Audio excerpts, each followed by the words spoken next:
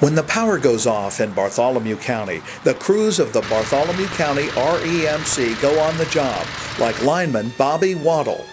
We try to figure out what the problem is. Sometimes it's pretty easy to find. It could be a tree limb on the line, could be an entire tree that falls and breaks the line, breaks the poles. Those are pretty easy to find. But we've also had squirrels. Squirrels take the lines out, the power out a lot of times. Raccoons, we've had snakes, tree frogs, just a variety of things. Car accidents.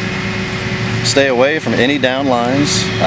If you're cutting trees, because a lot of people in the spring, they like to go out and trim their trees. If you see power lines nearby, call the electric company. There's no problem for us to come out, and if it is close to a line, a lot of times we can trim them for them. But a big thing just to realize is, stay away from any down lines. If you're out flying kites, you're putting up antennas, ladders, climbing ladders. Always look up and make sure there's no electric lines above you. Yes, it's a dangerous job, but it's about like anything. As long as you're trained properly and you do what you're supposed to be doing, you're pretty much going to be going home at the end of the day safe. And it does give you a good feeling when you're restoring power. I've been on Hurricane Ivan and Hurricane Katrina. We went down to the south and helped restore a lot of power there. That's one feeling, because it was just total devastation.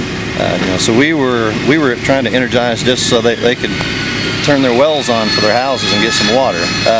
Around here on a normal day, it is a good feeling, and it depends too. The summertime, when it's hot, a lot of people depend on their air conditioning and refrigeration. So we have a time constraint.